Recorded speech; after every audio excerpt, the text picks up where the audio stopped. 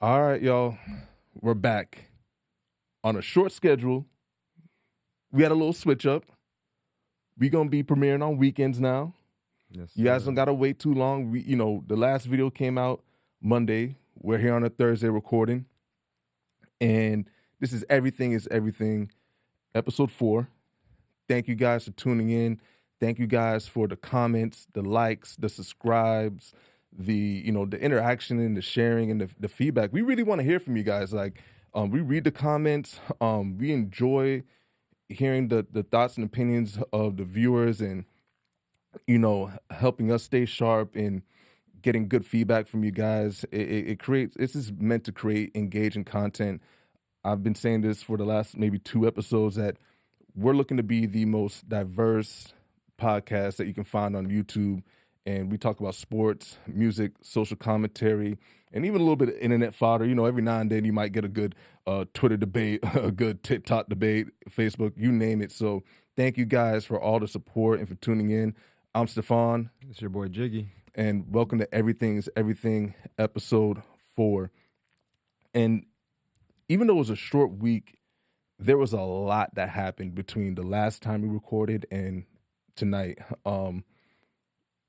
I think we're going to start off with Commissioner Adam Silver, talking about the state of the NBA and the viewership and how people are complaining about the new TV deals. If you don't know, the NBA has new TV deals. It's leading to some great things, especially for the players. The players are benefiting a lot. I mean, these contracts are ridiculous, and you're seeing, generational money being generated for these players, and we love it. Especially like if you grew up watching basketball in the 90s and the 2000s, you've heard a lot of stories of players not being in the best financial situations later in their lives, and running through what most people, like by civilian standards, would consider like a lifetime of money, right? Yeah. But you're going from like a 5-year $30 million deal to like a 5-year $200 million deal. It's a big difference in that. But with that being said, Commissioner Adam Silver took to a press conference where he was talking about how fans were complaining about maybe not being able to afford all these different streaming services, the Peacocks, the Amazon Primes, the Disney Plus, or like the ESPN through Disney Plus, and the trouble that it can create for people just trying to enjoy basketball. I think we all can recognize that we're living in a time where inflation's gotten a lot of our buying power kind of shrunken a little bit, Yeah. So, Jake, I want to hear your thoughts first on the matter. Man, listen, it's crazy, right? Like, you're gonna tell us to go ahead and find a way to watch a game, or we can, bro. I'm not finding 7 different ways to watch a basketball game. You know what I'm Right. saying, bro? Like, he's wilding, he's cooked. I really think that at the end of the day, I get it, business wise. You sell the highlights, you sell the best things that the people want to watch, and that's the time frame we're living in. You got rap, people are listening to 2-minute songs instead of 5. You got basketball, people want to look at the highlights compared to looking at the whole game. We get it. You get what I'm saying? But Oh, some sorry, of us, sorry to interrupt you, you're a bro, fan. because I think I just realized I forgot to mention to people. Commissioner Adam Silver said basically that that's not going to be a problem, that there's no shortage of YouTube highlights and Instagram clips for you to watch the game. With that being said, I'm sorry, bro. Please continue. Yeah, I mean, I guess, yeah. So, yeah, with the highlights and things of that nature, I think that he knows that sells. It gets people going and it's provocative. But at the end of the day, he wants to make money off of it. Damn, you fucked up my thought, bro. I'm sorry. No, that's my bad, bro. I didn't mean to throw off your thought. I just want to make sure for our viewers at home, I forgot that slight detail about him turning the NBA into clips and content. And I think you were getting on the point of,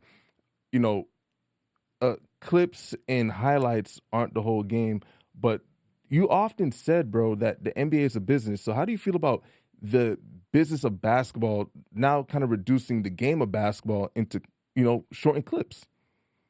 I mean, if that's what they're giving us, I guess you got to take it. I guess the best thing to do, you know what I mean, if you want full basketball, look at Euro basketball. It's already hard to find NBA basketball, so I bet you know, better try to find it somewhere else where you can watch the full game and you actually get the most out of it. When you watch the NBA, you know they're trying to sell highlights. So when they play, they're trying to sell highlights. It's really up to you as the viewer to what you want. But me as somebody that loves the NBA and want to watch it, I'm not doing different. I'll play 2K. Play with every single team before I go ahead and find 7 different ways to pay to watch the NBA players play. So that's just my thought process about it. Hey, that is an actually interesting thought process, bro. And I love that you said, because I think you and I, we're not strangers to highlights. You know, I think we both grew up in the age where like we used to go to YouTube to watch highlights of our favorite players. They used to mix some of our favorite hip hop songs in those highlights. Yeah. I guess if we're thinking about from a quality standpoint and a marketing standpoint, right? We can even talk about what the game of basketball meant to us personally. You and I met through basketball. Right. Does it at times, or is it even now feeling like Adam Silver's kind of trivializing the game, and we're now taking a game that should be about passion, skill, athleticism, and all the like, and you know, condensing it into short form content, which I do understand in today's media that's needed because, you know, we're all on our phone, we're all on TikTok, Instagram, you know, Twitter, and we get these, you know, quick 15-second clips. And I think even prior to us starting the pod, you brought up a great point about that if someone has a highlight, you probably think he was dunking the whole game. You probably think he got 50 just based off that one clip. You go and look at the NBA app, damn, they down by 30. Yep. It's a whole blowout, right? I would just say that we got to, I think society's just lacking a little bit of balance. Of course, like we said, we're happy for the players and the money that these new TV deals are generating. But we're going to take it a step further. We're going to talk about basketball probably not even being like an affordable sport anymore. Like basketball becoming a lot more of basketball might be a lot more like skiing than it is a basketball we grew up with. Bro, you're from New York. I mean, you can speak to the people on the culture of basketball in New York and how. But what do you mean by skiing? Like, why would you compare basketball to skiing? I compare basketball to skiing because of the expense of skiing, right? Okay.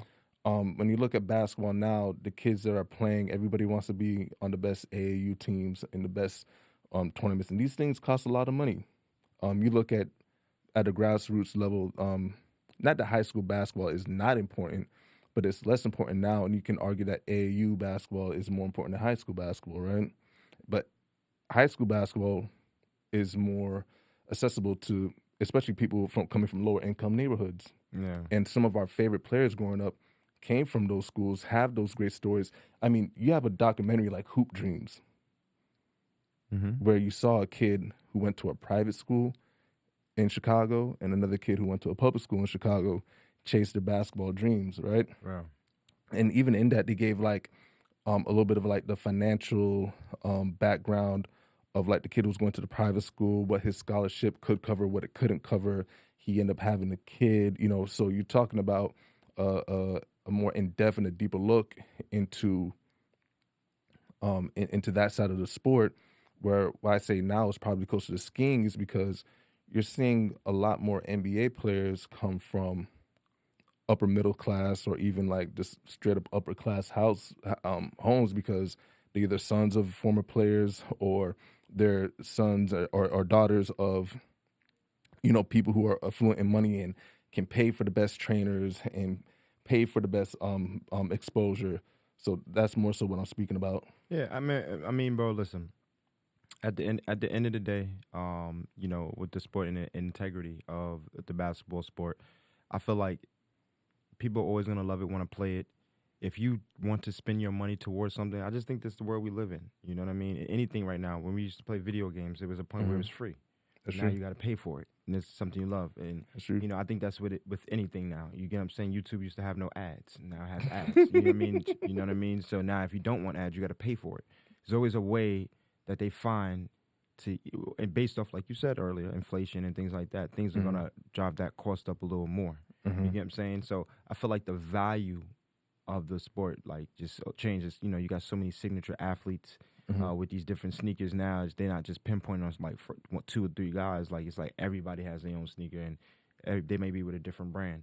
And I just feel like, you know what, it's just great where we're at as far as basketball is concerned, as far as business wise, but as far as the integrity of the sport. I don't understand why people still have the thought process like the NBA is basketball with integrity. You know what I mean? That's me, bro. I'm sorry, bro. I'm a dreamer. And the NBA is more of a situation where it's for the people who can exhibit the best skill to the best of their ability and showcase it to where fans will want to come and see, right? And are they able to sell it? You know, those two things together, I feel like that's what makes it, you know, what it is today. And I think that these kids see that. You get what I'm saying? Do I think you can, you know, right now in today's world, basketball could be more money, but kids can find more ways to make more money off of basketball than we did before. You get what I'm saying? So if he's saying, hey, go buy highlights, if I'm a kid listening to that, I might be like, oh, let me go ahead and make my own highlights to combat that, to try to get me to places I want to get. I mean, I think the writing's on the wall where we're going with with the NBA, not particularly basketball. Right. Because you see there's other cultures outside of the NBA that more values basketball rather than the NBA. And I feel like that difference is going to be very telling over the future. No, bro, it's true because, like, man, bro, you made an amazing point. Like I said, why are we expecting the NBA to have basketball and integrity like that? Honestly, hit me in my soul because I'm like, bro, that's me. I'm still, you know, maybe a little bit is just like, you know, hindsight or like euphoria when you think back to when you're a kid and you're watching your favorite players on TV and you kind of want to see future generations have that same ability. You know, even the cost of going to games are skyrocketing, and I guess that's even why I just mentioned it to be more like skiing, is more so to compare like basketball is going to be afforded to like more of the rich and the wealthy. You're going to see less middle or lower class people being able to enjoy NBA basketball because, like you said, there's a lot of great basketball played overseas. There's a lot of great basketball even in the YouTube space. Like, you know, you have channels like Ballers Life who do like amazing one-on-one content, 3-on-3 content, and you can just see like real passionate hoopers go after it and enjoy the game of basketball. So it's going to be interesting to see where things go from here with that. Yeah. But one person that had a lot of passion, since we're talking about interviews, was Young Thug over the weekend having a pretty polarizing interview. Yeah. And there was parts of it that I think we all got great laughs. I will never hear the words whoop-de-doo the same ever again. You know, he had the comments about if you go to jail, like, if you go to jail, whoop-de-doo. Like, if we go to jail then, or it was so many moments out there that I feel like we all clipped up, we all used for memes and the like. Oh, the best one for me was the nigga, I made you, nigga. Well, God did, but I helped. Oh, yeah, that was hilarious. That was hilarious. You know, I think like on the serious part of it was when he spoke about Gunner and he talked about how hurt he was in that, and I could relate to him in a bit because I know what it's like to be deeply hurt or betrayed by somebody who you love, and I want to get your opinion on how do you process feeling like you've been backstabbed or betrayed or undermined by someone that you were once close to. That's interesting, right? So, how can I say it? I probably was young, but when I was younger, that probably would have like scarred me, having somebody backstab me or stuff like that. Once I reached my like 1920s, you know what I mean? I became. You have to expect that. You know, getting backstabbed, or also feeling like you're more mentally superior than somebody else, that they can never do something of a measure like that or something crazy to you. You know, humbling yourself in that mental aspect or whatever the case is, just to understand that everybody has their own situations and just trying to understand the situation overall. Backstabbing, people who backstab, it's going to happen. People going to backstab you, not even know they're not even going to try to do it intentionally. They're going to be doing it sometimes and not even know they're doing it.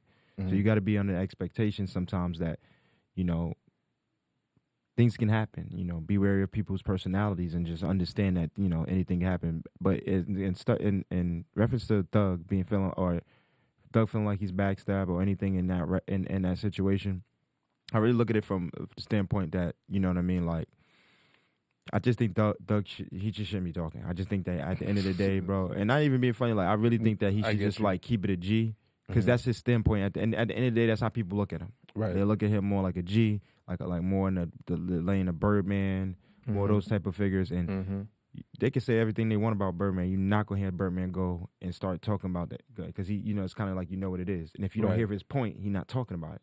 You get what I'm saying? So, was the last time we heard Birdman talking to Breakfast Club? Yeah, you know what I'm I ain't gonna say it no more. Yeah, he ain't saying no more. And you gonna hear what he got to say, bro. So like at the end of the day, like, you hear Thugger, whatever the case is, but it'd have been more genuine and probably more suiting for his situation if the people who he talked about, he contacted them, answered those questions, right, and answer those questions that people had, and then them people gonna ask those people that he was talking about questions, and they're gonna be like, me and Thug talked. And me, Doug, came to a great understanding, or blah, blah, blah, blah, blah. And he'd have just kept moving like a G in silence. So, everything he's saying right now, I kind of like blocked out everything he's saying, bro, like from everything. Because if right now, being street is not in. No. You get what I'm saying? Being street is not in when you're trying to sell like a legal product. Right. You get what I'm saying? And it just doesn't mix. And it's obvious that if you're trying to sell a legal product and it has any sniffing of anything illegal, they're going to try to get you for it. You get what I'm saying? And then they're going to try to ruin your whole credibility about something that you're supposed to be so street for. You get what I'm saying? So at the end of the day, I just be looking at it like, every time he say something, I be like, he shouldn't even talk. He shouldn't respond. He don't owe none of these people. You know what? I blame the streamers. The streamers be making everybody feel like they got a voice, say something, they respond to the public. Do you know, yo, Thug, you ain't saying nothing to them, bro. I say give it like 2 weeks. It'd have passed. You could have said a fire verse addressing everything and had everybody under expectation, or people under the not knowing what's gonna happen next, and kept it still mysterious and thugger. That's all I gotta say. You get what I'm saying? Do I agree with what he was saying and how he talked about those people? Not my job. You know what I mean? So I leave my business out. But I do think, I just was like, oh my God. Because I personally think, not me, anything personal I gotta say, I'll say to somebody straight. But I feel, going back to what you said about being backstabbed, I think people have personal conversations that may be the disliking to other people, and it happens. So when I say I'm under the expectation, yes, there may be people, like if Doug was talking about me, which I don't know why he would ever, but if Doug was talking about me, he could hear this podcast. Don't say that. He could hear this podcast. But maybe not. But if he was talking about me, I'd been like, and then I accidentally heard it. What am I supposed to do? Like, yeah, he's crazy for that. Nah, he didn't say it to me. He really did. He didn't say it to me. And if he comes to me and say it to me, then that's when I would address the situation. But anything he's saying to his girl, I don't care. It's just my thought process, bro. Hey, man. Yeah, man, you touched on a few good points. I want to start like with the backstabbing, the betrayal part.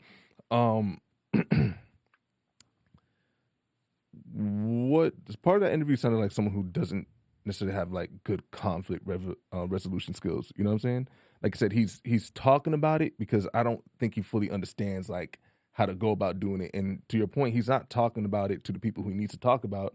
He's talking to us, the consumers. Yeah. Because to your point about his image being tarnished and people looking at him in a way, he's trying to rebuild and keep that brand what it was before all this even happened. You know what I mean? And I can see both sides of it where like you do have to probably step in and do some brand protection. Yeah. But then you also got to understand at times like talking too much could tarnish the brand even further and give you the complete opposite of what you were looking for. I think therapy comes in a lot of ways. Some people get therapy through their religious views. Some people get therapy from talking to close family and friends. Some people get therapy through going to therapists and hearing an outside voice on how to like process things. Because I think what Thug went through the last, he was locked up for what, 2 years? Maybe 2.5. Yeah. And I think he was like 23-1, bro. Completely isolated. No contact, bro. Like, part of the reason why I started this podcast is because I'm a chronic overthinker. So this is like my therapy. Like the thoughts that keep me up at night, I get to come and express in a more artistic way, and it helps kind of quiet the noise in my head a little bit. I can only imagine what that might be like for someone who's, fighting for their life quite literally. And then feeling like someone who they called their brother, like he started crying. We talking about like a piece of paper. Like he's like, you're going to send me away to jail for the rest of my life over a piece of paper because you want to rush home and get to a female, or, you want to just be comfortable again. Like that's how little I mean to you that you're willing to put that on a piece of paper. And I think that you're right. Like I think that was his point of why he said what he said and why they consider him a snitch, is because he's like, I'm just going based off what I heard is that, they were trying to say that, YSL was a gang. Mm-hmm. And they were trying, and then Young Thug on their side was trying to say it's not a gang. Mm-hmm. And once, I guess, Gunner said, hey, this is actually a gang, Mm-hmm. you get what I'm saying, and confirmed it just to get his way out. Like you said, whatever thing he had. Now they had to go down the route. You have one person that's part of it that said it's a gang. And now we can confirm that it's a gang. Now they all have to take pleas and do something based off of that being an actual fact now, because he said it. So I get it. Whatever the case is. But it's like I ain't gonna lie, I listened to it, I was like, he makes the perfect sense if it was just streets. Mm-hmm. But when it comes to like dealing with these people and then dealing with the general public, it don't ring off the same. To them, it's gonna be like, you did what? Everything he says is gonna be crazy. You know what I mean? I be looking at it, bro. I be like, yo, Doug, bro. You got people like 6ix9ine talking now. You got people like 6ix9ine. I didn't see this dude nowhere for like months, years. Anywhere. He got beat up out of LA Fitness. He got bloodied up, and they in Florida, right? Yeah. Yo, bro. But that's what I'm saying. Now people like 6ix9ine feel like they can talk. Right. You know what I'm saying? And now Doug is responding. Now I'm not saying no way, no shape, no form they're two same, but you can see 6ix9ine trying to make himself comparable to Thug now, and trying to use that to his advantage. Exactly. And I'm just like, that's just crazy. But and they shouldn't be in the same. And it's two different situations. I always tell people like something being similar ain't the same as being the same. Something can be similar but still be different in way more ways than it is alike. You get what I'm saying? Yep. And in the situation with 6ix9ine, like he was a kid who manipulated gangs. He was a money bag for them, and when the gang did gang shit, he went and told. But you're the one who funded all this, who instructed all this, and you wanted no culpability, and you ran out the first chance you get. Thug, like you said, to your point, was just in the situation. He's just talking too much. He wasn't trying to throw anybody under the bus, but it made me think about something that you've been saying about like how we choose our leader, or who is choosing a leader. Like, and I think a little bit of that is like who we're choosing to glorify in a way, right? And with the Young Thug situation, I think you're seeing not just with him, but if we're gonna keep it in music, all the examples of where the streets have gone just way left, and it's just literal like jail and prison right in front of us for like the last, even if you just said the last 5 years, we've lost a lot of people to it. If you want to go back to even like a decade, I think a part of that like street-ish culture is like the drug culture. A lot of these dudes are coping with traumatic experiences through taking drugs, and you're finding artists that have overdosed. You're finding artists who have gotten shot and killed over whatever street politics that might have been going on, over rap beefs, or not even. I don't want to say rap beefs because I think it's important to note the difference between like a rap beef and a beef that's taking place that niggas are rapping about. Right. You know what I'm saying? Yeah. And I think we're gonna start seeing that glorification of street life being torn down, because now it's not like back in the day where like if you were in it then you knew what was going on. Yeah. But like now we live in a state where like this is all on Front Street. This is happening in front of the world. Yeah. And kids don't need to be following these examples because they're quite literally seeing it on the internet play out in front of their face without, they could be hundreds of miles away from whatever city these guys are from and seeing like, damn, that's how this is going to end.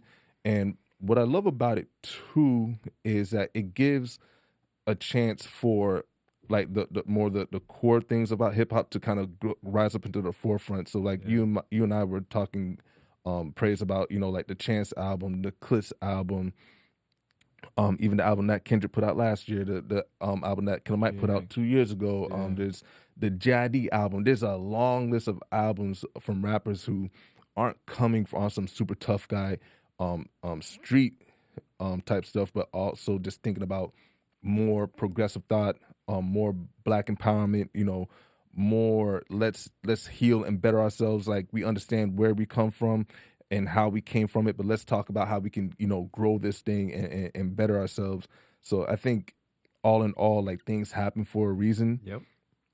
You know, I'm praying for Young Thug. I'm hoping that he gets like the piece that he's looking for. I hope that he really takes his time to self-reflect and take some accountability about the things that he did and how he might have put people in a position that they should have been there. So you can't even really fault someone for not acting how you wanted them to act, because they should have been in that position in the first place. You know what I'm saying? And I want to lead that into your point about, you know, how we choose our leaders, or like who is choosing our leaders. I want you just to expound on that thought process a little bit. Yeah, I mean, just, you know, going just off of what you said about who chooses our leaders and stuff like that. Listen, it's real funny because when you see things like that, and I say him, and I'm talking about Thugger, and you say, hey, listen, I'm like, hey, he should not respond. It's because a lot of people look at him as a leader, right? And just leading into that question you asked, you know, who chooses our leaders? Do we choose our leaders, or are our leaders chosen for us? You get what I'm saying? You can see in that aspect, you get what I'm saying, a lot of kids, even like NBA YoungBoy, like we can get to that. His concert was crazy this weekend because you know, it's his first off a home arrest, but people choose them as their leaders. You right. know what I'm saying? Because of their influence, because maybe they're like, maybe because their thought process may give them motivation and things of that nature. You get what I'm saying? So they may choose them. Then we have leaders that we vote for. Right. Okay. You get what I'm saying? And whatever the case is, and people still think, okay, you know, we you know, that's a choice that we make that should really help us making decisions when it comes to anything in life. You know, when we get to vote on it, not saying politics, but just voting on anything, right? And it's really, and I look at this world and what's going on into today's world, and I feel like the sense of leadership is just been given to us rather than what we want as leaders, and then we usually get in situations, and I think it would be better if I reference something. You get what I'm saying? I can easily reference, and I know this is going back. You get what I'm saying? Let's think about a Kobe and Shaq situation. Do we choose our leaders, right? Or are our leaders just chosen, right? And you can see the team at the time, they chose Shaq as the leader. You get what I'm saying? You get what I'm saying? And but overall, the escape of that whole time frame that Kobe was there, even from him beginning to not. You get what I'm saying? Overall, he was the chosen leader. You get what I'm saying? Shaq was chosen by the people. They probably, we choose him, and he was vetoed out. So even the people that you think is your leader, or you want to be your leader, you still have to keep in mind that there's always that main leader that influences you that you might not even be conscious of. And I use that example because there's a lot of different examples out there like that, and I'm just only using Kobe and Shaq as the easy example for that. I think, you know, this is a great talking point, and I think it's going to be a great move to our next one. But to your point about how we choose our leaders, a little bit of that is like, you know, what we put our values in, right? Yeah. What we choose to follow. I'm gonna use another example as far as like can I put leaders in quotes so far, like who we choose to lead? Absolutely. Okay, how that's leaders, basically the point, right? The Kendrick and Drake thing, right? You're talking about two sides who the ideologies of them are so polar opposite. That's like both sides didn't even know the other exists. You know what I mean? One side might live in the club and the turn up and the party and, you know what I'm saying, the cool, and, you know, it's a bunch of women and da-da-da-da-da. The other side might live in like, well, what's really important in life? How do I free the oppressed? How do I elevate my mind? You know what I'm saying? How do I make things better for the next generation after me? And the two of them colliding, like, wait, like even Kendrick One, like the other side that's all lit, like constantly on Instagram and promoting themselves, and you see me everywhere, and I was like, wait, you mean the quiet, humble 5'5" dude? He won. That's who y'all choose. That's how we choose. I think that's like to your point with the Shaq and Kobe thing, right? Where the person that you're thinking is going to be the leader may not actually end up being the leader for the long term, but it's more like okay, that was a moment, and then things end up pivoting a little bit because of the, whether it be the times we're living in, people's mindsets just changing. Yeah, just imagine this, bro. Like at the time when Kobe and Shaq was going on, Derek Fisher was like, just imagine. I don't know if this was situation. Derek Fisher was like, yo, I'm Shaq. He the leader. I'm passing the ball to Shaq. Kobe, like Shaq's the leader or whatever the case is. And then all of a sudden, they think they chose their leaders. They're the leader, and they're like, oh, we giving the ball to him. And all of a sudden, Shaq gets traded. And now some of those people, I know Derek Fisher was there afterwards. Oh, no, you thought he was your leader, but now you realize, oh, so he was the man's leader all this time. I think it brings into the great expectation. Like, for instance, what was I going to say? I was going to, like, how can I say it? Like Kanye. It's a great topic to talk about. Like, who's choosing your leaders or who. You know what I'm saying? Where he's chosen himself to be the leader. You know what I'm saying? You can't tell him he's not your leader. When did Kanye ever ask for your opinion, you know right? What I'm saying? He didn't ask for your opinion. He's not going to ask you if he's the leader. He's going to say, why didn't you say I'm your leader? You know what I'm saying? So, you say who choose your leaders. It's like now you see where people used to have that, like that pure influence where you might look at them and look up to them. And at that point, now you got people owning the fact that you look up to them. Like, and that they inspire you, and they motivate you, and they want to own that part of you so that you don't never forget that they're the reason why you even like, let's say, hip-hop or sneakers or things of that nature. You get what I'm saying? So you really got to be conscious of your leaders that you're choosing. Yeah. Like everything, they made everything about Drake. Like, oh, Drake did this, Drake. I was like, bro, at no point in hip-hop was hip-hop ever about one person. That's like, what ever. I'm saying. Like, ever. You know what I'm saying? That is a great point, bro. And I want to ask you, like, we grew up with phases like, the power is in the people. Do you feel like the power is still in the people, or it's the power in tech? Is the power in the influence? Is the power in the streamers? Is the power in the advertisement? That's great. I feel like it's like a stock, whatever's selling at the time. You get what I'm saying? I think that's what's it. You can't pinpoint just one thing being it. I just think that is what's ever selling at the time, and I feel like it'd be easy to get to a solution if we always knew what people are attentive to and what they're gonna want next. But it's not. It's just whatever sells at the time. You feel me? Hey man, let me tell you. I think that's a great comparison because times are gonna go up and down, but I feel like the more people have these type of conversations, I think the more it makes them wonder, like, well, how is my voice important? We always talking about being a voice and the voice, and like understanding, like let's speak in groups. Let's find common ground with each other and move with a purpose to get things done. I think that's something that's missing a little bit in our generation, but I think you're starting to see a lot of leaders, whether digitally or even actively in the community, just take action to get that done, right? But Artie, do you think they're really listening to the leaders that are really taking their time to try to get things done, and within our community? Because it's kind of like, bro, it's kind of like people capitalize off our community. The people that really are out there that have something to say are not being listened to. You get what I'm saying? And the people that have everything to say are not saying the right things. Right. You're right. You're right. You know what I'm saying? You're right. And, You're right. It just, as a black person, it's hard to trust. You get what I'm saying? Certain things that's out there. You know what I'm saying? It's just hard. Because we've been fed a lot of misinformation, bro. Yeah. We've often had to go and re-educate ourselves because you can't even trust what's in schools, right? Yeah. Like the schools don't teach us history depicting us as kings and queens, and they only tell one part, like the darkest part of the history, but they often don't even speak about how great we did overcoming it. And we're still in the process of overcoming it.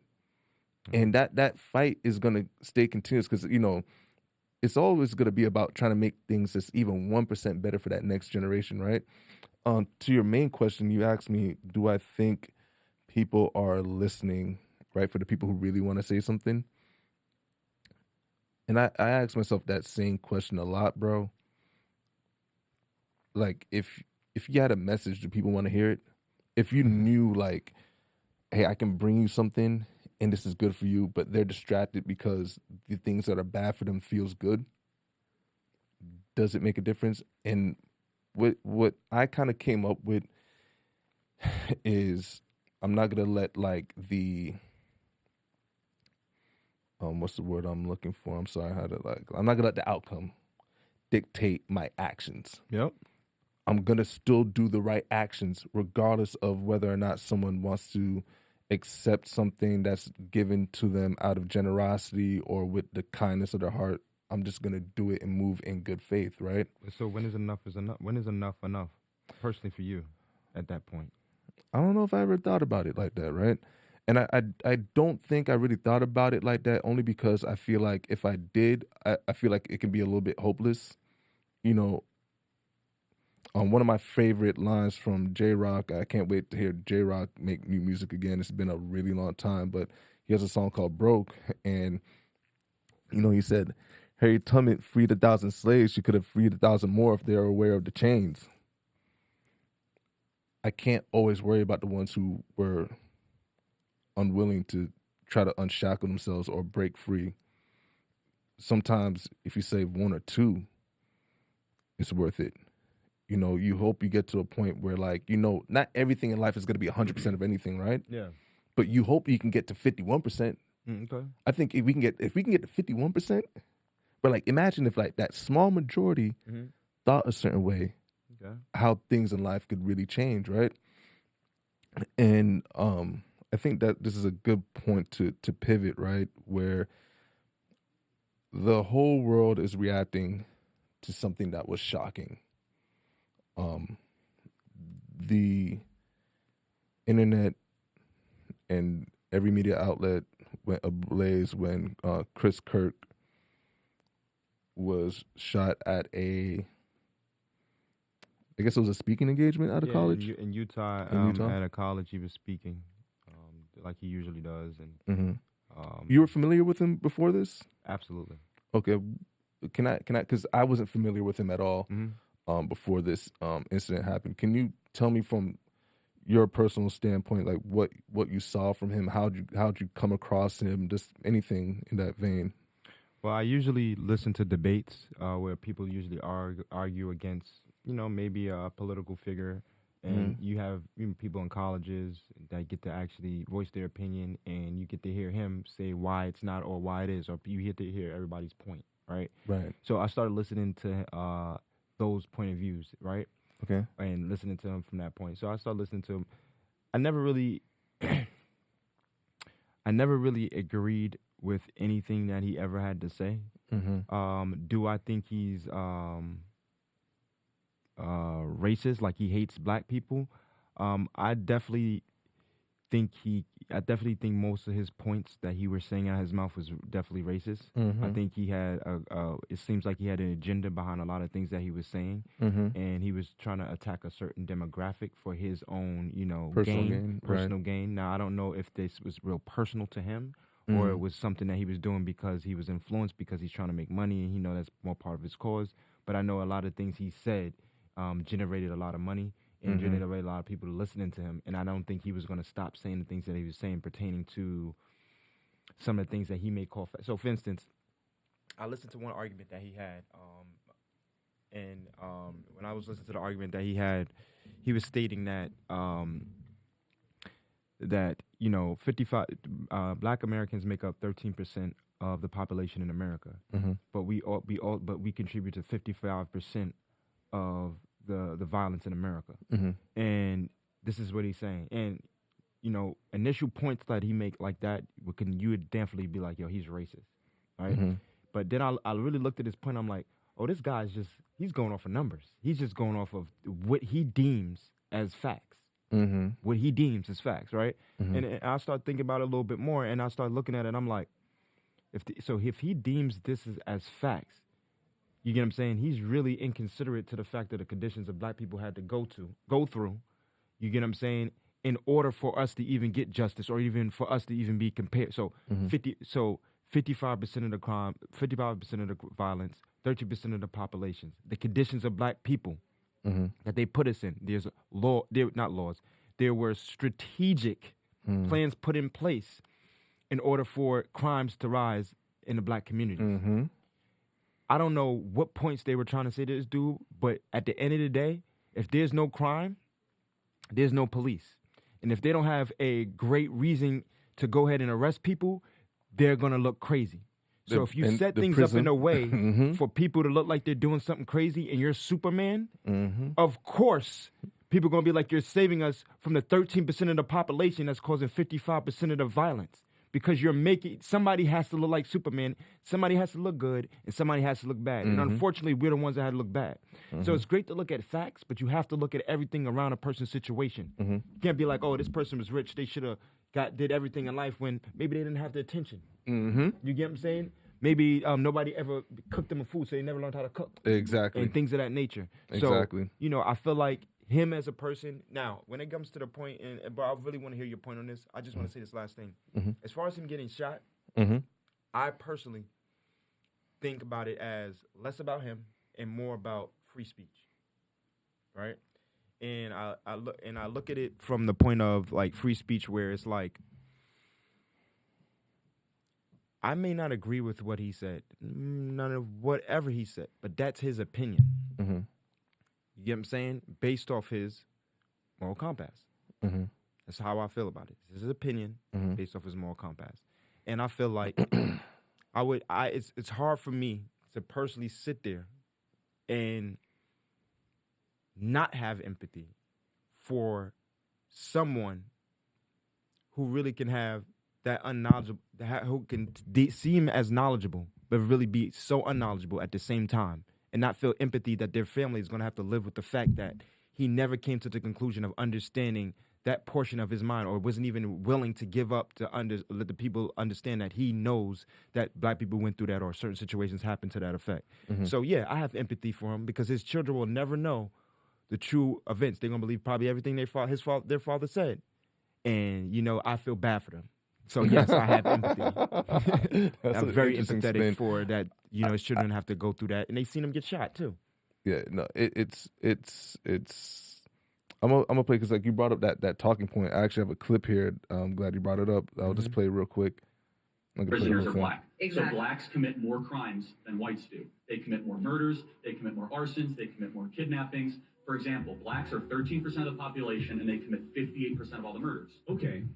Let's talk about it. These are obviously racist claims, but I will respond to them as if Charlie Kirk were a reasonable person. Black Americans are about 13 to 14% of the population. Yes, about half of all prisoners are black. Wrong. Just 38% of America's prison population is black. That's there we go. According to the U.S. government. But it makes you wonder why Charlie feels the need to add an additional 12% to the black prison population. Could 20. it be because his bigoted talking points only work if he exaggerates? If Charlie were actually looking for the race that makes up half the prison population in the U.S., he'd look no further than white people at 57%. Exactly. So blacks commit more crimes than whites do. Wrong. The word "so" is doing a lot of heavy lifting in that sentence. Exactly. So blacks commit more crimes. He's saying "so" as in therefore, as in one could conclude, but Charlie knows he's lying. Even if he hadn't just lied about the black prison population, Charlie is smart enough to know that correlation does not equal causation, but he's hoping that you don't know that. So he deploys the word "so" to make you think he's coming to an obvious conclusion.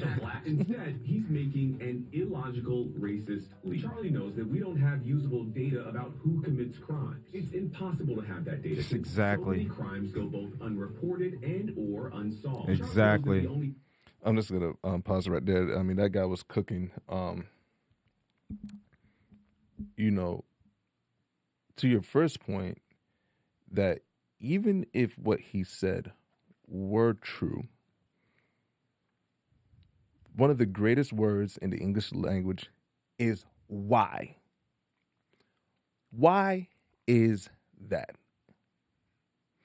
And if you stop to ask why, and you look deeper, and you'll know that after the abolishment of slavery, the prison system was implemented because you're legally a slave once you're in the prison.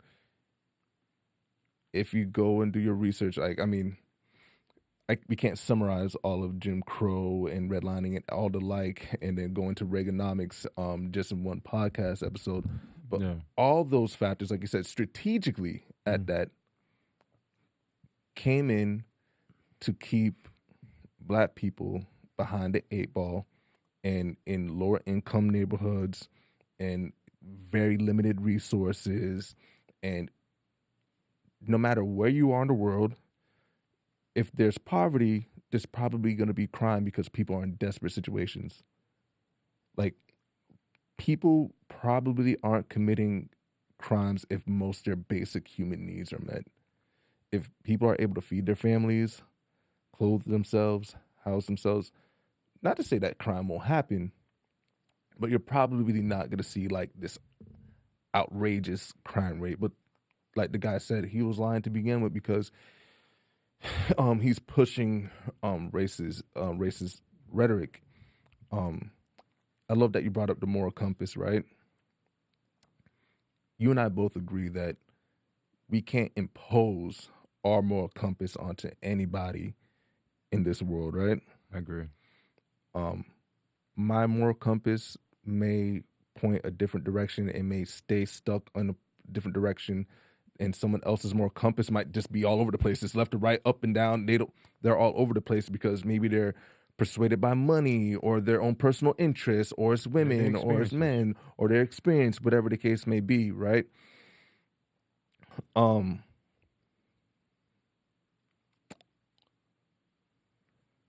It's such a polarizing topic, bro. I've seen a lot of people trying to paint him as a martyr. A lot of people were trying to say like he was this great Christian evangelist. Me personally, I don't think you could be a Christian and a racist. I think the two are like oil and water and they don't mix. So I think a lot of people choose to look at what they deem as like the good side and characterize him as that, right? Without ever looking at the other side. And I think, unfortunately, the other side is always the ugly truth that is Black people were marginalized and taken advantage of and raped and sold and all these horrible things by white supremacists. And that's what this country was founded off of, right? But no one wants to stare at that ugly truth. And so much to the point, right, where, let me give you an example, right? In order to treat a disease, you have to correctly diagnose it, right? Like, Antoine, if you were to suddenly lose 40 pounds in a week, and I say, well, you're not eating, but really it's because like you have like a rare form of stomach cancer, you're never going to get the treatment you probably need, right? Mm-hmm. America has had a cancer that it refuses to address for hundreds of years. And we find a way to mask it in religious views. We find a way to mask it in political views. And it creates this polarizing tension that we're in today, right? Some people call it the left. Some people call it the right. Depending on your moral compass, you might see it as right or wrong. Some people see it as blue and red, whatever the case may be. Bro, racism has been the best-selling ideology in America since, quote-unquote, Columbus came over here. You get what I'm saying? Like, I really don't think that people realize that if you sold the product and you're going to use, and you sold the product and you kind of get the grasp of that product or you receive that product, you're probably going to use that product. You get what I'm saying? Mm-hmm. And I feel like ever since, racism, right? Like you said, it's a cancer. Absolutely, it's a cancer. But it's the perfect, but why get rid of this is not my thoughts. This is just how I think they look at it. Why get rid of a cancer when it's giving us so much money? No, you're 100%. It's allowing our system to flourish. Nope, you're 100% right. You get what I'm saying? It's allowing these. This is not what I believe. This is not what I want. You get what I'm saying? Mm-hmm. But they're just saying it's just like the gun laws that they have right now. It's the most complex thing to say to yourself. You get what I'm saying? It's the most complex thing. You get what I'm saying? Mm-hmm. The gun laws, like, they want to, you could be like, they should take away guns. Mm-hmm. You should be like, nobody should have guns. But then there would be a black market of undocumented violence and crimes from people that you don't know who's killing who. Yeah. At least now you think about it, you're like, and meanwhile, I don't have a side on either. Mm-hmm. I'm gonna have a side on protecting yourself. Mm-hmm. You know what I mean? So that's my side of it. But if you do have a gun or whatever the case is, you could protect yourself against people who are not supposed to, and you can identify each gun that's coming out of the system. Right, it's going to be harder. Going to be harder to identify a gun if you take it away from people. No, that's true. New York got all of these gun laws and a bunch of guns in New York, and everybody getting shot. Come on, bro.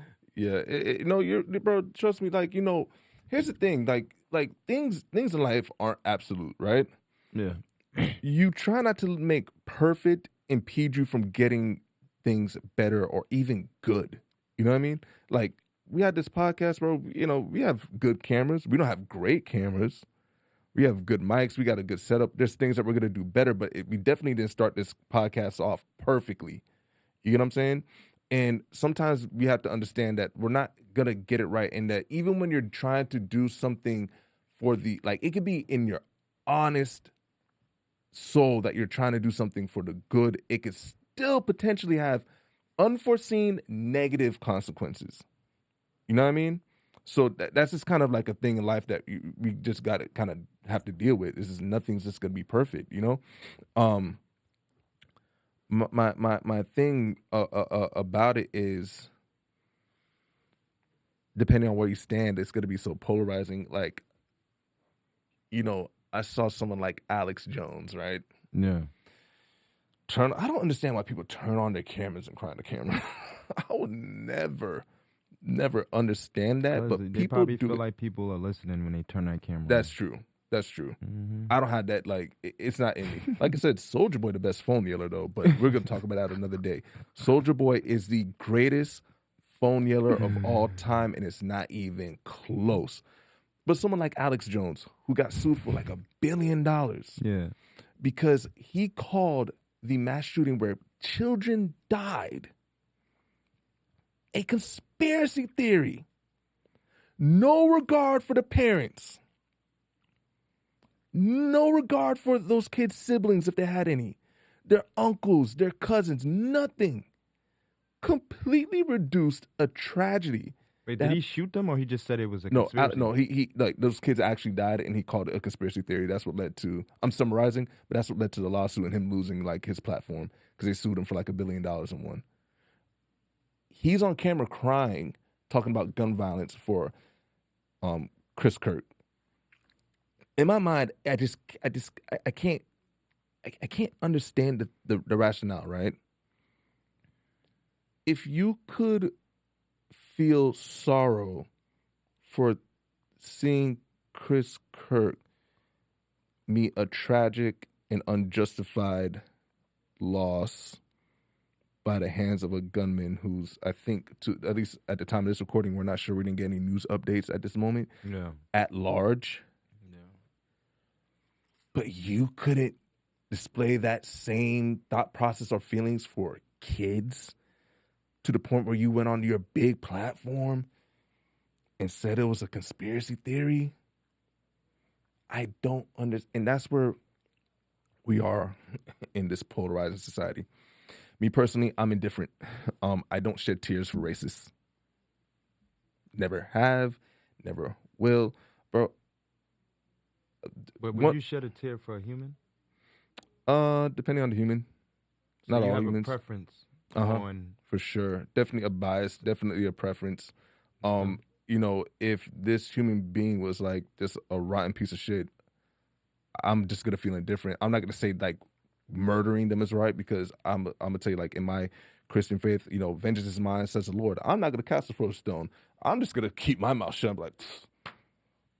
Yeah, but if you're choosing that means that kind of, you can tell me if I'm wrong, kind of seems like you're judging him. No, it's not a judgment. That's the thing. I'm not holding judgment. But like, if this person did heinous things, you can call a heinous thing a heinous thing. I agree. I agree with everything you're saying. Give an example, right? In the 4th grade, I met a Holocaust survivor, and in the 8th grade, I met a Holocaust survivor, right? Yeah. And let me tell you, bro, there's something really surreal about being linked to the past that way. quick divergence, right? Like similar hack that they'll try to tell you that slavery was so long ago when it really wasn't. When people who are like actually even notable figures, I mean, Quincy Jones passed away recently. God bless Quincy Jones, the greatest music producer of all time. His grandparents were slaves. Now we grew up listening to Thriller and all the light that Quincy Jones produced. How old you are, brother? I was growing up listening to no damn Thriller. Bro. Man, bro, you stop lying, bro. You know you listen to you know you do the dance, bro. You know the Thriller dance. Nah, you know, you bro. I don't know what you talking about. He said we listen to Michael Jackson. Man, Michael Thriller. Jackson's timeless, bro. It don't matter when I listened to it. That's what I'm just saying, bro. It was there though. But I didn't realize that what I was listening to until I was like older. You know what I mean? Man, you like. Yeah, I don't know what you talking about. All right, you know what? I'm the old head then. I might have been born in 81 instead of 91. Nah, but don't get me wrong. But you know what's so funny about that? You said Thriller, bro. You know who really like reenacted like him and wearing a jacket? Eddie Murphy. I don't know if you remember, but Eddie Murphy. Oh yeah, the red jacket. Yeah. Oh yeah. And the 80s. The 80s. Yeah. But the 80s, bro. I mean, I wasn't born in the 80s. Neither. But hey, listen. I guess I'm asking. You guys. Oh no, man. You know it. You know what I'm talking about. Bro, if you have not seen that stand up, bro, you got burgers at home? Like, come on, bro. That's a timeless classic. You know what I mean? You know, but my paper arcade, take it off Michael Jackson. But how old was you at that time when you seen that Eddie Murphy show? Man, let me see. I think my mom and my dad might have just been meeting in Tallahassee at that point. Nah, bro, you was at least 20 at that time. No. I was still somewhere with my pops. Like, he was probably swimming in the Bahamas doing mad laps around the... Sure, no, bro. But okay. Bro, before, listen, I don't even know where I was at that time, bro. I wasn't even a mistake yet, so I don't even know. Bro, let me tell you something. You are not a mistake. Don't let anybody tell you that, man. If you listen, God had you come here for a reason, because I would just be here talking to myself in the camera like this, looking stupid in the face. I mean, listen, bro. I say that thing. It's a joke. I know. In essence, right? It depends on your point of view, right?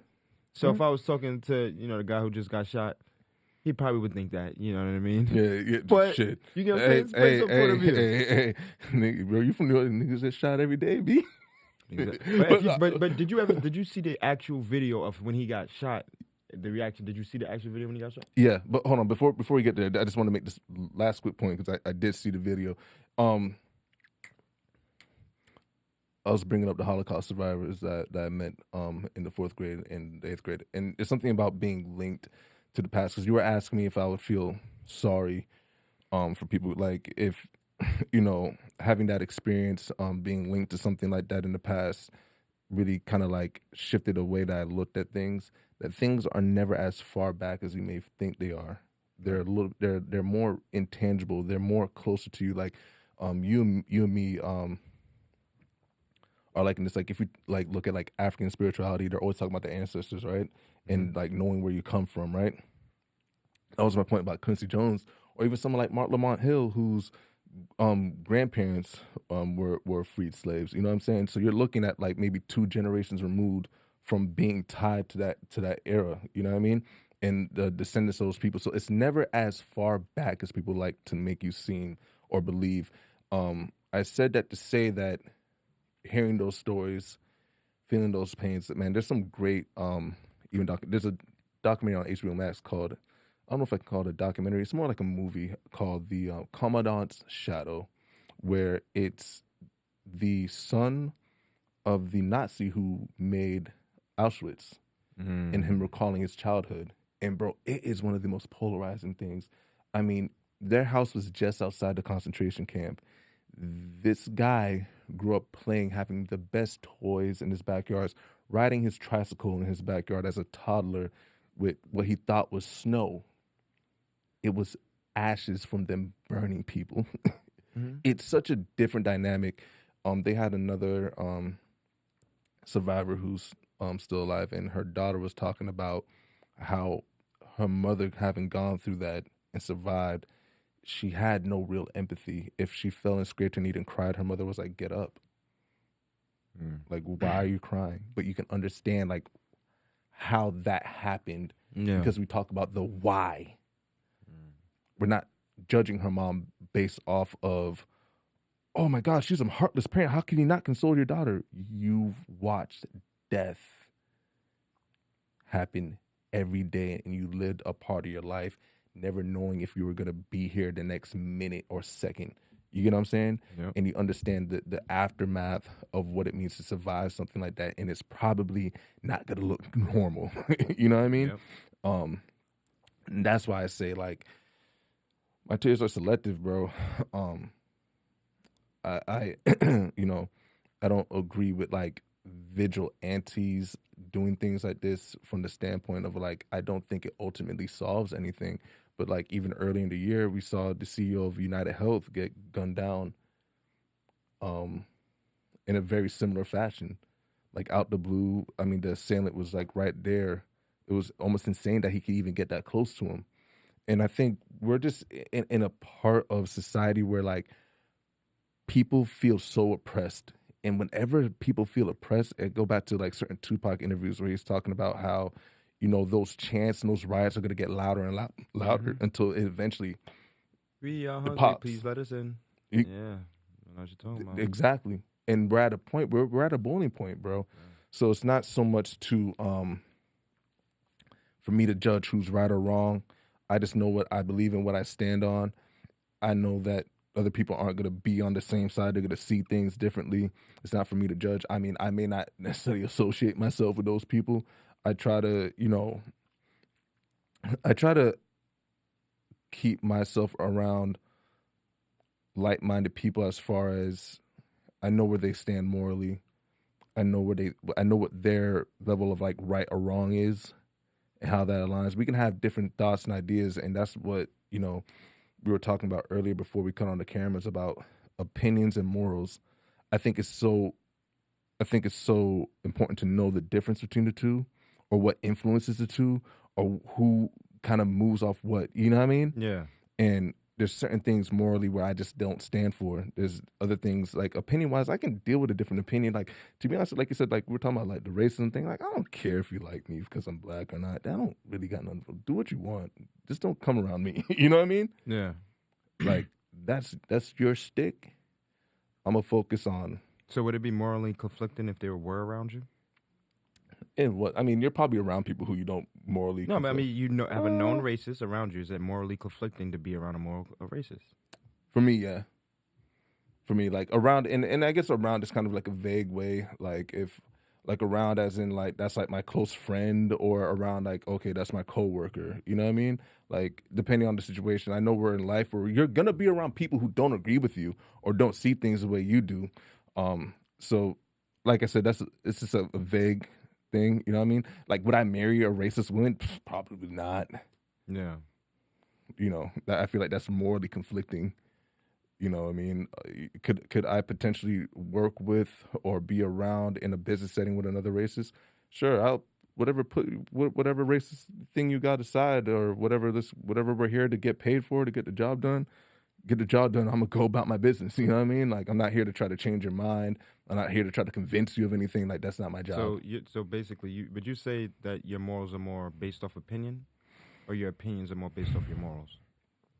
I'll say my morals are based off religious beliefs first, and then my experience and how I was raised, even culturally. More like coming from like my mom's Jamaican, my dad's Bahamian. Two islands are very entrenched in like Christianity and like religious views. Like I was just at my cousin's graduation in the Bahamas last year, and I can tell you that felt way more like a sermon than it did a graduation. You know what I mean? So all those things have an effect on things, bro. But that's just kind of like where I stand on it. I don't want to cut our conversation too short. I think we can make this a part 2 where we can delve a little deeper into it, because I think it's a very interesting point, bro. And once again, bro, I thank you like always for being here with me, bro. Like it's not lost on me the sacrifice that you make to be here, the sacrifice that our private business partner Eugene makes to allow us to use this space. And you guys watching, one view to me means a lot. You know what I mean? One comment, one like, one subscribe, it means the world to me. Like you said earlier in the conversation about, you know, saying something, do people want to hear it? you know, when we started this thing, we didn't know if one person was going to listen to it, if two people are going to listen to it. But for whoever out there is listening to it, thank you. Please subscribe. Please talk to us in the comments. Like and share the video. We're so thankful for you guys, and we're going to catch you on the next one. This has been Everything's Everything. Peace. On.